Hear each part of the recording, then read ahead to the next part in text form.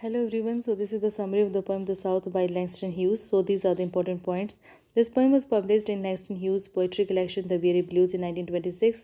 This poem is about the mixed feelings of black people for South. Black people hate South because of the brutality and the horrors of slavery, but they also feel attached emotionally to South as they have spent so many years there. Blacks also admire South for its fertile land and warm climate. This poem is about the Great Migration when around 6 million African Americans moved from South America to North America during 1916 to 1970 in order to escape from racial discrimination. It was difficult for the Negroes to leave the rural South and move to urban North to find better opportunities and to escape from persecution and exploitation which they faced in South. Although North America was not completely free from racial prejudice but was not as oppressive as South. So, this is the text of the poem.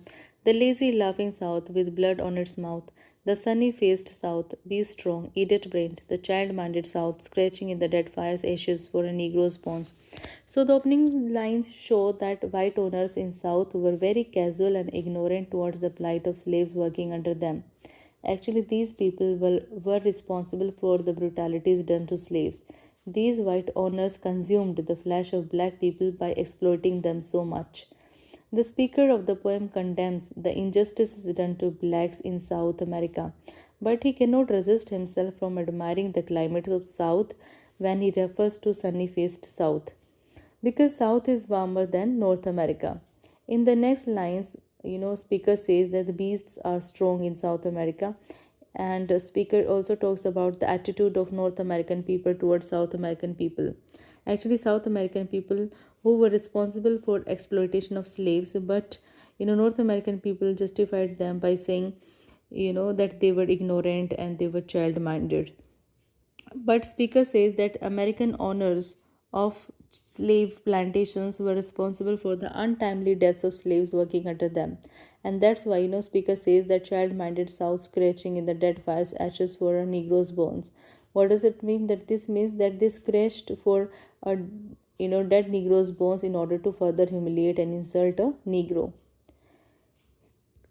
Cotton in the moon, warmth, earth warmth, the sky, the sun, the stars, the magnolia scented south, beautiful like a woman, seductive as a dark eyed whore, passionate, cruel, honey lipped, syphilitic, that is the south.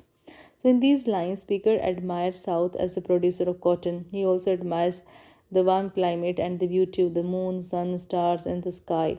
Actually, the speaker is very much attached with South because this is where he has been living for so many years, and it becomes difficult for him to leave South for North America for better future and to escape from racial discrimination which was still rampant in South America.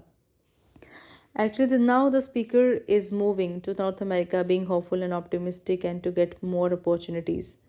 In the next line, speaker compares South with the sweet smelling cruel mistress whom these black Africans have served. And I am who am black would love her, but she spits in my face, and I, who am black, would give her many rare gifts, but she turns her back upon me. She now I seek the north, the cold faced north, for she, they say, is a kinder mistress, and in her house my children may escape the spell of the south. So now in these lines, speaker says that these black Africans are deeply attached and attracted to this mistress, but this mistress rejects them and ignores them. Here, speaker means to say that white owners in South America never acknowledged the contribution of blacks who worked hard for them, and these white Americans in South even formed terrorist organizations like Ku Klux Klan to scare blacks when they demanded equal rights and raised their voice against their exploitation and oppression. Africans had to face a lot of racial discrimination while living in South America. In the end, speaker says that he is moving to North, which is cold, but he has been assured that North America is a better place for blacks and where the children of these black Africans won't face racial discrimination and they won't be subjected to pain and humiliation the way blacks have suffered in South America. And here the poem ends.